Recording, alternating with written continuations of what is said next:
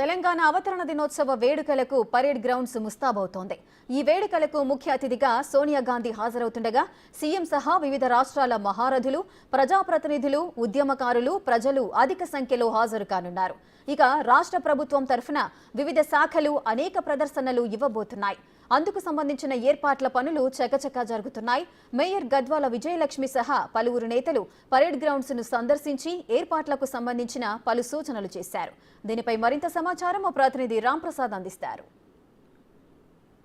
తెలంగాణ రాష్ట్ర అవతరణ దినోత్సవ వేడుకలకు హైదరాబాద్లో ఉన్నటువంటి పరేడ్ గ్రౌండ్స్లో అయితే ఏర్పాట్లు సాగుతూ ఉన్నాయి. మనం చూడవచ్చు, మనం ప్రస్తుతం హైదరాబాద్లో ఉన్నటువంటి పరేడ్ గ్రౌండ్స్ మైదానంలో అయితే ఉన్నాం. ఇక్కడ పరేడ్ గ్రౌండ్స్లో జూన్ 2న జరగబోయేటువంటి అవతరణ దినోత్సవ వేడుకలను అయితే ఘనంగా నిర్వహించేందుకు ఇప్పటికే రాష్ట్ర ప్రభుత్వం ఆదేశాలు జారీ చేసిన నేపథ్యంలో అన్ని రకాల ఏర్పాట్లు, అంటే ఇక్కడ పోలీసులు అయితే ప్రస్తుతం ఆ రోజు ముఖ్యమంత్రికి కానీ అదేవిధంగా అతిథులకు గౌరవవందనం కల్పించేందుకు అయితే అందించేందుకు నిర్వహించినటువంటి పరేడ్తో పాటు అన్ని రకాల ఏర్పాట్లు కూడా ఇక్కడ కావాల్సినటువంటి విఐపీలు కూర్చోవడానికి కానీ అన్ని రకాల షెడ్ ఇక్కడ ఏర్పాటు చేస్తూ ఉన్నారు. దీనికి సంబంధించి పూర్తి స్థాయిలో మనం చూస్తే ఇప్పటికే ఈ ఏర్పాట్లను రాష్ట్ర ముఖ్యమంత్రి ఘనంగా నిర్వహించాలనే ఆదేశాలు ఉన్న నేపథ్యంలో అయితే ఇక్కడ పూర్తి స్థాయిలో ఏర్పాట్లను పరిశీలించేందుకు ఇటు హైదరాబాద్కు సంబంధించినటువంటి మేయర్తో పాటు అదేవిధంగా ఎమ్మెల్సీ బల్మూరి వెంకట్, అంతేకాకుండా ఖైరతాబాద్ కాంగ్రెస్ పార్టీ అధ్యక్షుడు రోహిన్ రెడ్డి కూడా రావడం జరిగింది. ఇక్కడ ఏర్పాట్లను అయితే పరిశీలిస్తూ ఉన్నారు. పూర్తి స్థాయిలో అంటే జూన్ 2న రాష్ట్రంలో జరగనున్నటువంటి అవతరణ అంటే తెలంగాణ రాష్ట్రంలో కాంగ్రెస్ ప్రభుత్వం ఏర్పడిన అనంతరం జరగబోయేటువంటి తొలి ఉత్సవాలు కావడంతో కొంత ప్రతిష్టాత్మకంగా నిర్వహించడమే లక్ష్యంగా అయితే రాష్ట్ర ముఖ్యమంత్రి రేవంత్ రెడ్డి ఇప్పటికే ఆదేశాలు జారీ చేసిన నేపథ్యంలో అయితే ఇక్కడ అధికారులు కూడా పూర్తి స్థాయిలో ఏర్పాట్లలో నిమగ్నమై ఉన్నారు. ఇటు జిహెచ్ఎంసీతో పాటు అన్ని రకాల శాఖలన్నీ కూడా సంయుక్తంగా ఇక్కడ ఏర్పాట్లన్నింటినీ కూడా దగ్గరుండి చూసుకున్నటువంటి పరిస్థితి. ఎందుకంటే తెలంగాణ రాష్ట్రంలో ఇది 10వ సంవత్సరంగా భావిస్తున్నటువంటి కాంగ్రెస్ పార్టీ దశాబ్ది ఉత్సవాల విధంగా అయితే దీన్ని నిర్వహించేందుకు ఏర్పాట్లు చేస్తున్న నేపథ్యంలో ఈ యొక్క అవతరణ వేడుకలకు రాష్ట్రంలోని ఉద్యమకారులు అదేవిధంగా ప్రజాప్రతినిధులు వీరందరితో పాటు ముఖ్యంగా ఈసారి కాంగ్రెస్ ప్రభుత్వం ఏర్పడిన అనంతరం రాష్ట్ర ముఖ్యమంత్రి ఇప్పటికే తెలంగాణ ప్రదాత సోనియా గాంధీని కూడా ఆహ్వానించినట్లు మనకు చూస్తా ఉన్నాం. నిన్న చూసినట్లయితే ఢిల్లీలో ప్రత్యేకంగా సోనియా గాంధీ నివాసానికి చేరుకొని అయితే రాష్ట్ర ముఖ్యమంత్రి అవతరణ వేడుకల దినోత్సవాల్లో పాల్గొనాలని కోరిన నేపథ్యంలో తాను కూడా సానుకూలంగా స్పందించి హాజరవుతానని చెప్పినారు. ఏర్పాట్లను పరిశీలించేందుకు హైదరాబాద్ నగర మేయర్ కూడా ఇక్కడికి రావడం జరిగింది. మేడం, జూన్ 2న జరగబోయేటువంటి ఏర్పాట్లు ఏ విధంగా కొనసాగుతూ ఉన్నాయి?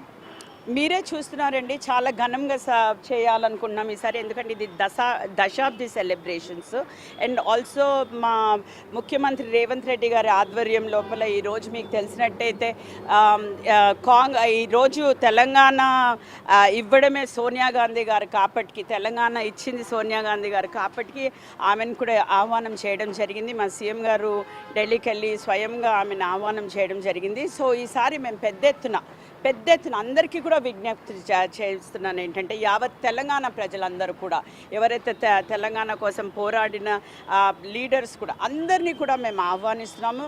ఆ పార్టీలకు అతీతంగా ప్రతి ఒక్కరూ కూడా ఈ ఆవిర్భావ సందర్భంగా అందరూ కూడా విచ్చేయాలనేసి నేను మనస్ఫూర్తిగా కోరుకుంటున్నానండి.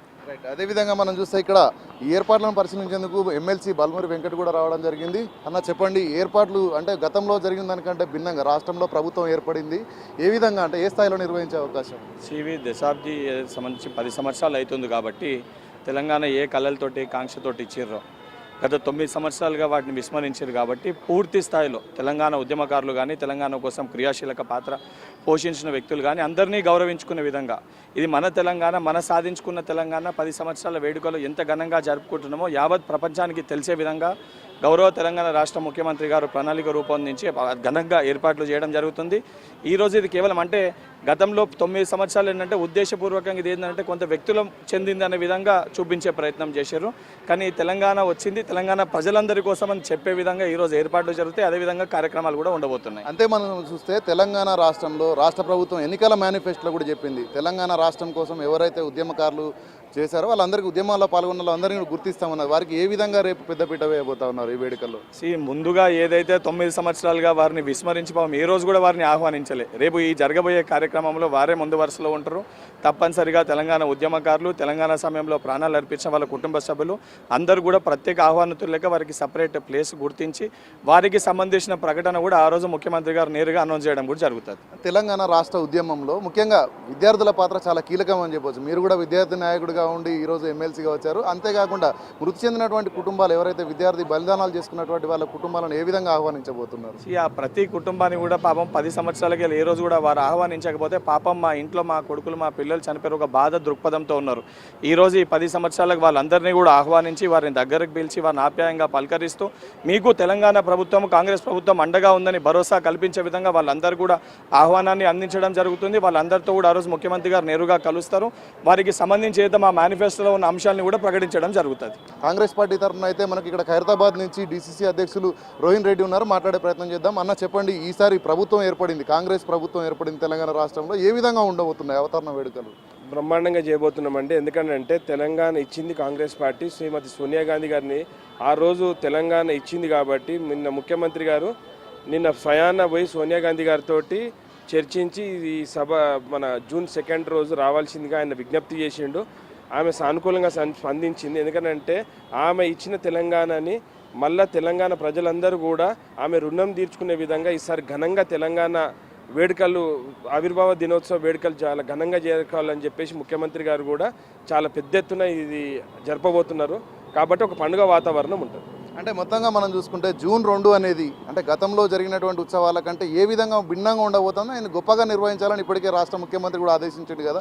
మీరు ఏ విధంగా పార్టీ ఏ విధంగా మూవ్ కాబోతా ఉంది ఈ వేడుకలు? ఎందుకంటే అధికారిక కార్యక్రమం అయినప్పటికీ కూడా రాష్ట్రాన్ని ఇచ్చింది సోనియా గాంధీ అని చెప్పేసి ఒక కృతజ్ఞత సభలాగా కూడా ఉండబోతుంది. ఏ విధంగా నిర్వహించబోతుంది? డెఫినెట్గా అండి. ఎందుకంటే ఎన్నో ఏళ్ళ ఆకాంక్షని శ్రీమతి సోనియా గాంధీ గారు ఆ రోజు మనకు తెలంగాణని ఇచ్చింది కాబట్టి ఆ రోజు 10 సంవత్సరాలకి ఒక దుర్మార్గం చేతిలో ఉండి తెలంగాణ ఒక మగ్గిపోయింది కాబట్టి ఈసారి తెలంగాణకు ఒక స్వేచ్ఛ కూడా వచ్చింది కాబట్టి తెలంగాణ ప్రజలందరూ కూడా ఒక స్వాతంత్ర దినోత్సవము ఒక ఆవిర్భావ దినోత్సవం రెండు కలుపుకొని శ్రీమతి సోనియా గాంధీ గారి కృతజ్ఞత సభ లేక కూడా మేము చేద్దాం అనుకుంటున్నాం. ఎందుకంటే యావత్ తెలంగాణ ప్రజలందరూ కూడా ఒక ఆకాంక్ష ఏంటంటే శ్రీమతి సోనియా గాంధీ గారిని పిలిచి ఒక్కసారి మనం తెలంగాణ మనము ఈ ఏర్పాటు చేసుకున్న దాన్ని ఒక వైభవంగా చేసుకోవాలనేది ఒక ఏదైతే ఆకాంక్ష ఉండేనో ఎప్పటి నుంచో అది ముఖ్యమంత్రి గారు చాలా పెద్ద ఎత్తున చేద్దామనే ఆలోచనతో అందరినీ కూడా ఇన్వాల్వ్ చేస్తున్నారు. దీంట్లో ఉద్యమకారులని కళాకారులని ఇది పరిస్థితి. అంటే జూన్ 2న జరగబోయేటువంటి ఉత్సవాలు ఏవైతే ఉన్నాయో అవతరణ దినోత్సవాలకు సంబంధించి అయితే పూర్తి స్థాయిలో కూడా గతానికి భిన్నంగా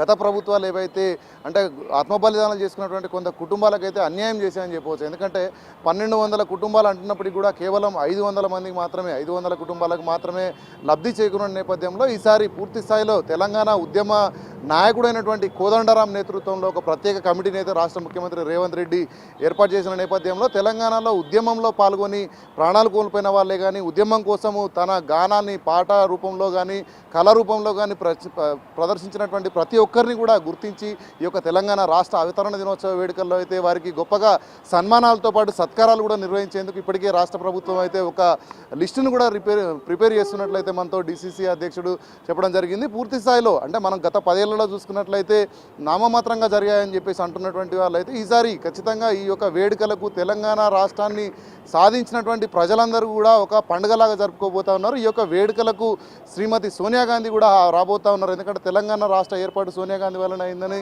ఇప్పటికే కాంగ్రెస్ పార్టీ నాయకులందరూ చెప్తున్న నేపథ్యంలో తనను కూడా ఒక కృతజ్ఞత సభ విధంగా అయితే దీన్ని చిత్రీకరించే విధంగా అయితే ఇక్కడ ఏర్పాట్లు భారీ స్థాయిలో చేస్తూ ఉన్నారు. అంతేకాకుండా ఇప్పటికే రాష్ట్ర ముఖ్యమంత్రి కూడా సంబంధిత శాఖలన్నిటికీ కూడా ఈ యొక్క వేడుకలు ఏంటంటే కనివి నిర్గన రీతిలో నిర్వహించాలని చెప్తున్న నేపథ్యంలో అయితే పూర్తి స్థాయిలో అధికారులు కానీ ఇటు ప్రజాప్రతినిధులు కానీ స్థానికంగా ఉన్నటువంటి మేయర్ ఎమ్మెల్సీ వీళ్ళందరూ కూడా ఇక్కడికి వచ్చేసి ఏర్పాట్లపైన ఒక ప్రత్యేకంగా ఏ విధంగా జరుగుతూ ఉన్నాయి ఏ విధంగా ఏర్పాట్లు నిర్వహించాలనేటువంటి అన్ని అంశాలపైన కూడా ఇక్కడ పరేడ్ గ్రౌండ్లో ఏర్పాట్లను అయితే క్షుణ్ణంగా పరిశీలిస్తున్నటువంటి పరిస్థితి. కెమెరామెన్ సంజుతో రామ్ ప్రసాద్.